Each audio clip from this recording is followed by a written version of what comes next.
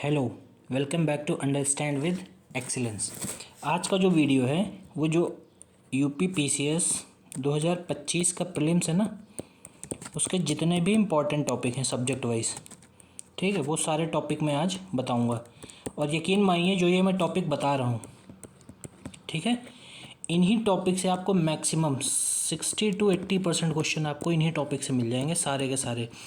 अब देखो, subject wise अगर मैं बात करूं तो सब्जेक्ट वाइज अगर आपको तैयार करनी है चीज़ें तो उसका एक सीक्वेंस लेके चलना पड़ेगा। जैसे मैंने एक वीडियो में बता रखा कि पहले कौन कौन सी प्रायोरिटीज़ रखनी है सब्जेक्ट्स की, पहले वो ख़त्म करो, फिर उसके बाद कौन सी ख़त्म करनी है, ऐसे मैंने सीक्वेंस बता रखा है। इस वीडियो में मैं ये बताने वाला हूँ कि जो तुम्हारे एग्ज़ाम के पर्सपेक्टिव से जितने भी ज़रूरी टॉपिक हैं सब्जेक्ट वाइज और सब्जेक्ट के अंदर भी कौन से सब टॉपिक इंपॉर्टेंट है, वो सारे टॉपिक मैं इसमें बताने वाला हूँ। तो प्लीज़ आप इन टॉपिक्स को फॉलो करिए टिल पेपर। यकीन मानिए प्रीलिम्स आपके हाथ में, प्रीलिम्स क्वालिफाई हो जाएगा, यूपी पीसीएस का 110% क्वालिफाई हो जाएगा। ठीक है, तो सबसे पहले स्टार्ट करते हैं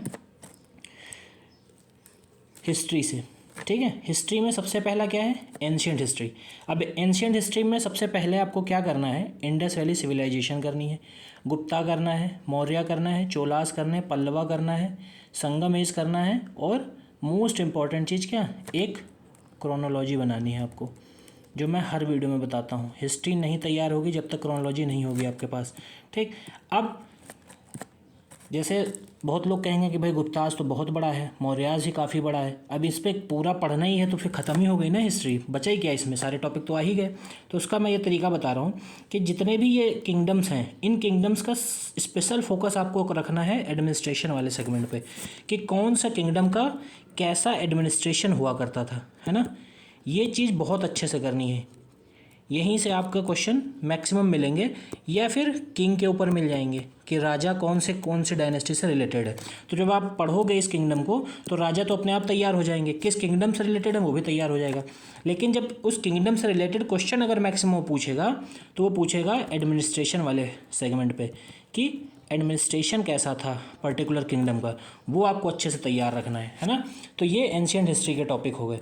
अब नेक्स्ट टॉपिक है हमारा मिडवेल। मिडवेल हिस्ट्री में बहुत लिमिटेड करना है, सिर्फ आपको मुगल करना है। और यहाँ पर भी क्या, राजा की क्रोनोलॉजी जो मैंने बताया था, जितने भी किंग्स हैं उनकी क्रोनोलॉजी हर हिस्ट्री के सेगमेंट में मैं लिखता हूँ कि क्रोनोलॉजी तैयार रखनी है, मुगल जितने भी, और फोकस किस पे, एडमिनिस्ट्रेशन पे ज़्यादातर।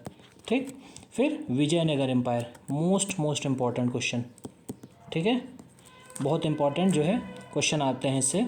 फिर मराठा और सिख, बस इतना ही मिडविल में करना है और कुछ नहीं करना मिडविल में, इतना करिए काम ख़त्म। ठीक, अब आते हैं मॉडर्न हिस्ट्री पे। मॉडर्न हिस्ट्री में बात करें तो सबसे पहला चैप्टर जो स्पेक्ट्रम में करना है वो है सोशियो रिलीजियस रिफॉर्म मूवमेंट। इसको बहुत अच्छे से करना है, इससे जितने भी फेमस सोशल रिफॉर्मर पे क्वेश्चन आते हैं ना वो सारे यहीं से कवर हो जाएंगे। दूसरा करना है ट्राइबल अपराइजिंग, जो ट्राइबल 1857 के पहले जो रिवॉल्ट हुई थी ना, उनके रीज़न क्या थे, कहाँ से कौन लीड कर रहा था, ठीक, वो इस चैप्टर से कवर हो जाएगा। फिर तीसरे नंबर पे आपको करना है इंपॉर्टेंट रिफॉर्म्स, जैसे Montagu Chelmsford reform, Morley Minto reform, Cripps mission, Quit India movement, Wavell plan etcetera. ठीक, तो ये जितने भी इंपॉर्टेंट रिफॉर्म्स हैं ये सारे करने हैं। फिर चौथे नंबर पे क्या करना है, कांग्रेस सेशन करना है, उसकी लोकेशन कहाँ पे हुआ था, उसके प्रेसिडेंट कौन थे और ईयर क्या था, ये भी इम्पोर्टेंट में है क्योंकि काफ़ी पिछले सालों में ना लगातार पूछा है। फिर अंग्रेज़ों ने जो जुडिशियल रिफॉर्म्स किए थे वो करना है, एडमिनिस्ट्रेशन रिफॉर्म जो किए थे सिविल सर्विसेज से हो या पुलिस से हो वो सारे करने हैं, और एक्ट करने हैं 1773 से कहाँ तक, 1947। ये दोनों सेम है पॉलिटी में, और इन दोनों का मर्ज करके करना है। मैंने इसका एक वीडियो बना रखा है कि एक्ट्स को कैसे कवर करना है। ठीक, बाकी वायसराय गवर्नर जनरल, इसका भी एक पेज बनाना है आपको। एक्ट का एक शीट आपके पास होनी चाहिए, वायसराय की होनी चाहिए, गवर्नर जनरल की होनी चाहिए। ठीक, ये शीट आपके पास होनी चाहिए, 3 शीट होनी चाहिए, 2 शीट, और उसी में से आपको बार बार पढ़ना है। ठीक, अब आते हैं नेक्स्ट पॉलिटी पे। अब पॉलिटी में क्या करोगे भाई, लक्ष्मीकांत सब पढ़ते हैं। फंडामेंटल राइट एकदम घोल के पी जाओ दिमाग में, डीपीएसपी घोल के पी जाना है, parliament, judiciary, constitutional and non constitutional bodies, और फिर इलेक्शन। ये तो मोस्ट इम्पॉर्टेंट चैप्टर है। ठीक, इससे क्वेश्चन मिलना ही मिलना है आपको, 100% मिलेगा क्वेश्चन, गारंटी मैं ले रहा हूँ इसकी। तो ये तो एकदम घुल के पी जाने हैं चैप्टर। फिर हिस्टोरिकल बैकग्राउंड पे आ जाओ। हिस्टोरिकल बैकग्राउंड और जो मॉडर्न हिस्ट्री में रेगुलेटिंग एक्ट ये सब पढ़ोगे, दोनों ठीक है सिमिलर हैं लगभग, ठीक ओवरलैप करते हैं, तो दोनों जगह से बना के मिला के एक पेज अपना तैयार कर लेना। फिर स्टेट लेजिस्लेचर पढ़ना है, प्रेसिडेंट पढ़ना है और मेजर अमेंडमेंट्स, ठीक 2023-24 चाहे जब उठा लो, मेजर अमेंडमेंट्स पे क्वेश्चन हमेशा मिला है, ठीक। और पीआरआई पढ़ लेना, पंचायती राज इंस्टीट्यूशन वाला भी, बट उसका बहुत बेसिक करना है, ठीक। जो कमेटी कौन सी आई थी, किस कमेटी ने रिकमेंड किया था, ये चीज़ अच्छे से करनी है, ठीक।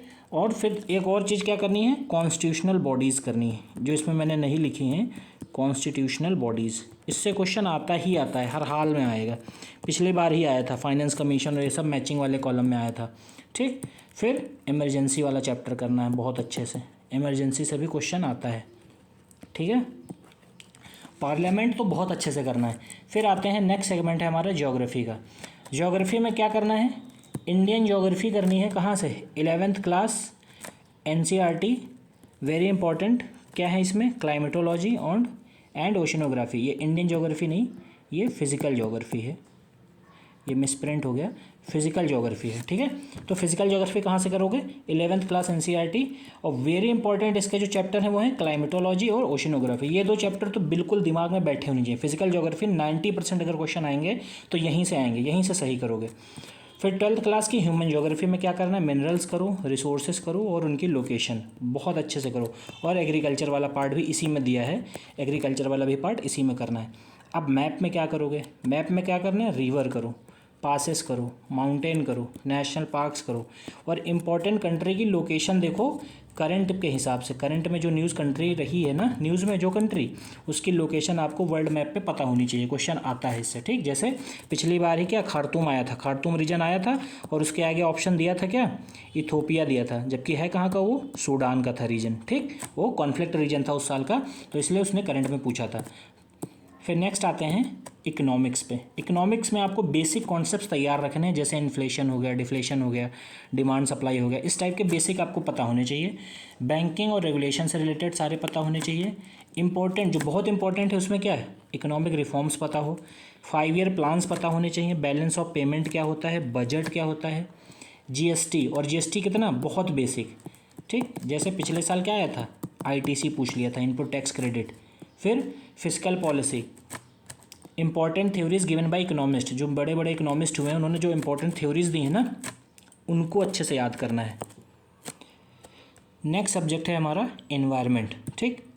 एनवायरनमेंट में क्या है, एक्ट बहुत अच्छे से करने हैं, जैसे wild life protection act, forest right act, conservation on biological diversity, convention on biological diversity, ठीक। ये सारे बहुत अच्छे से करने हैं। बेसिक कॉन्सेप्ट्स में क्या करना है, एमेंसिलिज्म, कमेंसिलिज्म, नीश, कोरल, जितने भी बेसिक कॉन्सेप्ट वाले हैं ये अच्छे से करने हैं।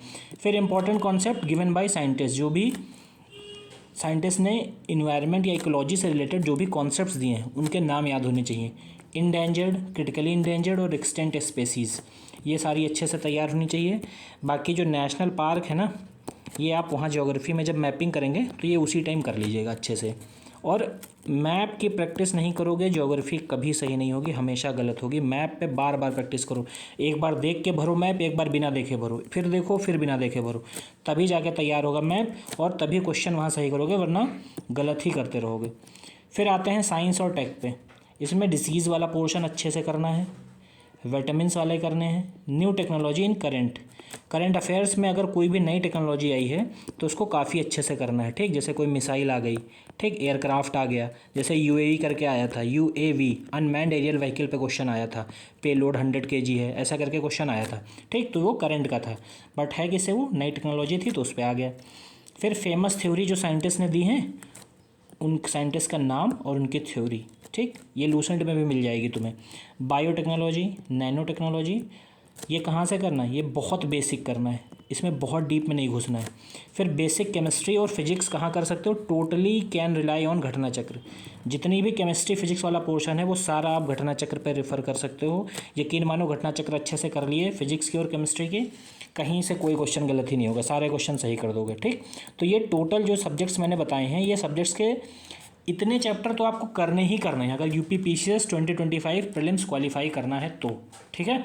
बाकी अगर इसमें कुछ आपको लग रहा है कि कुछ इंपॉर्टेंट टॉपिक हैं जो रह गए हैं तो आप कमेंट में बताइए, या कोई सब्जेक्ट ऐसा जो आप पढ़ना चाहते हैं तो उसकी भी मैं एक सीरीज़ लेके आ सकता हूँ पढ़ाने को लेकर, ठीक है, पढ़ा भी सकता हूँ।